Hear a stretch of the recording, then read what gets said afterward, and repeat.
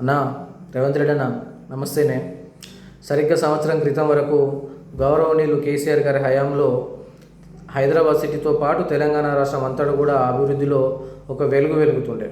మన పక్కనే ఉన్న రాష్ట్రాలే కాకుండా మనకంటే ముందు మనకంటే ఎక్కువ డెవలప్ అయిన కంట్రీస్తో మనం డెవలప్మెంట్ విషయంలో పోటీ పడే పరిస్థితి ఉంటుండే. ఇండియాకి ఏదైనా ఎంఎన్సీ కంపెనీ వస్తుందంటే వాళ్ళు మొట్టమొదట మన హైదరాబాద్ వైపే చూసే పరిస్థితి ఉంటుండే.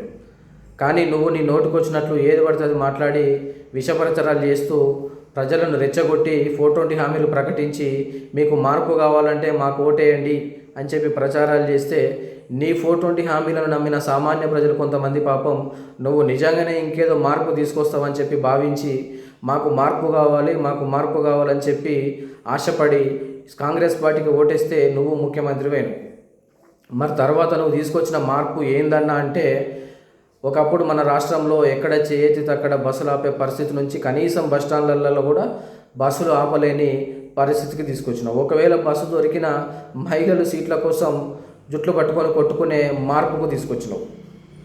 ఇక ఆటో డ్రైవర్ అన్నలైతే నీకు మద్దతు తెలపడానికి ఎన్నికల సమయంలో కొంతమంది ఆటో డ్రైవర్ అన్నలు 3 రంగుల జెండా బట్టి అనే పాట పెట్టుకొని మరీ ప్రచారం చేస్తే నువ్వు వాళ్ళను కూడా మోసం చేసి వాళ్ళ కడుపు మీద కొట్టినావు. వాళ్ళు మాకు కుటుంబాలను కూడా పోషించుకోలేని పరిస్థితిలో ఉన్నాం అని చెప్పి రోడ్లెక్కి ఆటోలు కాలుస్తూ ధర్నాలు చేస్తూ మేము బతకలేమని చెప్పి ఆత్మహత్య చేసుకునే మార్పు తీసుకొచ్చినావు. టీఎస్ నుంచి టీజీగా మార్చినావు. రైతులకు మేలు చేయాలని చెప్పి కేసీఆర్ గారు రైతు బంధు ప్రవేశపెడితే రైతులు ఆ రైతు బంధుతో ఎరువులు కొనుక్కొని సక్రమంగా వ్యవసాయం చేసే పరిస్థితి ఉంటే నువ్వు రైతు బంధు డబల్ చేస్తా అని చెప్పి ప్రజలను మభ్యపెట్టి మాకు రైతు బంధు పడ్డది అని గొప్పగా చెప్పుకునే పరిస్థితి నుంచి నీకు రైతు బంధు పడ్డదా అని చెప్పి ఒకరికొకరు అడుక్కునే మార్పుకు తీసుకొచ్చినావు. రైతులు నీకు భూమి ఇవ్వలేము మా భూమి మాకు కావాలని చెప్పి నిరసన వ్యక్తం చేస్తే వాళ్ళను బేడీలేసి జైళ్ళల్లో మగ్గేలా మార్పు తీసుకొచ్చినావు. కేసీఆర్ గారి హయాంలో కరెంటు పోతే వార్త, ఇప్పుడు నీ హయాంలో కరెంటు ఉంటే వార్త. పబ్లిక్కు తెలియకుండానే ఏదో ఒక మెయింటెనెన్స్తో వారానికి ఒకసారి పవర్ హాలిడే ప్రకటించే పరిస్థితికి తీసుకొచ్చినావు. నిన్ననైతే ఒక దగ్గర ఒక వ్యక్తి చనిపోతే టార్చ్ లైట్లు పెట్టుకొని దహన సంస్కారాలు చేసే మార్పు తీసుకొచ్చినావు.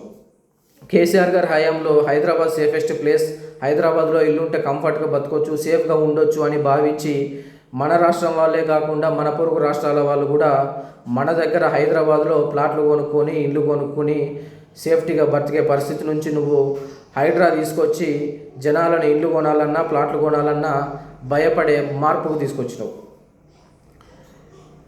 తెలంగాణ సాంప్రదాయం ప్రకారం బతుకమ్మ పట్టుకొని ఉండే తెలంగాణ తల్లిని బతుకమ్మను తీసేసి కిరీటం తీసేసి కాంగ్రెస్ తల్లిగా మార్చినవు. ఒకప్పుడు కేసీఆర్ గారు మన రాష్ట్రానికి సంబంధించిన ఏ నిర్ణయమైనా మన రాష్ట్రంలోనే తీసుకునేవాడు.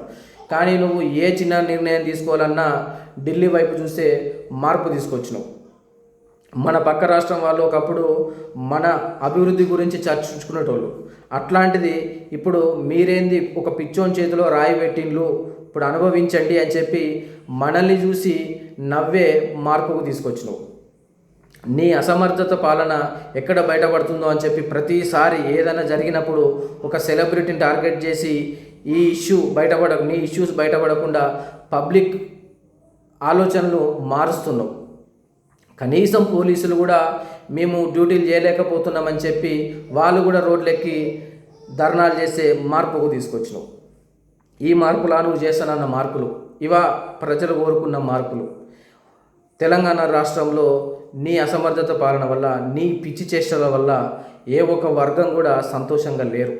ప్రతి వర్గం వాళ్ళు నిన్ను తిట్టేటోళ్ళే. తిట్టుడు పక్కన పెట్టు, నిన్ను చూసి జనాలు నవ్వుతున్నారు. తెలంగాణ ప్రజల పరువు బయట రాష్ట్రంలో పోతుంది. కనీసం ఇప్పటికైనా అర్థం చేసుకో రేవంత్ అన్న. ఇక వద్దు, నువ్వు ముఖ్యమంత్రిగా ఉండడం ఏ మాత్రం కరెక్ట్ కాదు. దయచేసి దిగిపో, అర్థం చేసుకో.